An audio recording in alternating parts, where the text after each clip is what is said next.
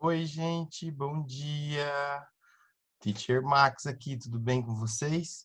Gente, eu vou mandar agora as instruções das atividades que vocês têm para fazer durante essa semana, tudo bem? Então, eu vou dividir minha tela e a gente vai ver como que é. Olha aqui. Primeiro, você vai escrever o e-mail aqui da mamãe ou do papai, tá bom?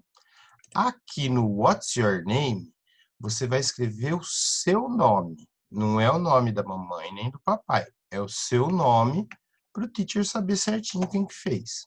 Aí você tem algumas questõezinhas aqui parecidas com a da apostila. Olha, it is a, olha a fox aqui e o wolf aqui. A fox, ela é big ou small perto do wolf? Aí você vai escolher aqui e vai colocar. Depois você tem it's a, olha, é esse elephant aqui, olha a setinha mostrando ele. Você acha que ele é um big ou um small elephant? Vai responder aqui. The lion is a, o que o lion é? Ele é um pet ou ele é um wild animal? Lembra que o teacher falou? Pet é todo animal que a gente pode ter em casa. A gente pode ter lion em casa? Aqui na minha casa não tem. E este daqui, the dog is a pet ou a wild animal? A gente pode ter dog em casa? Se puder, é pet. Depois, quando você terminar, gente, olha, tem um joguinho legal aqui que vocês têm que achar os pares. Então, tem o nome do animal e a foto do animal.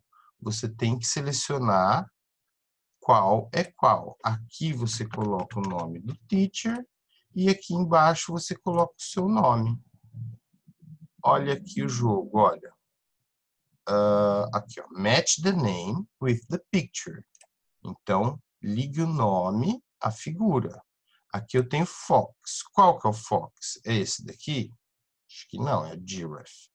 Dog, monkey. Eu acho que esse daqui é o fox. Acertei.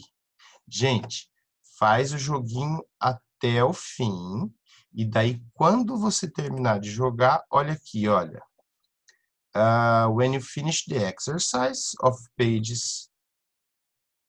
When you finish, do the exercise of pages 35, 36 and 37. Quando você terminar, faça os exercícios das páginas 35, 36 e 37 da sua apostila.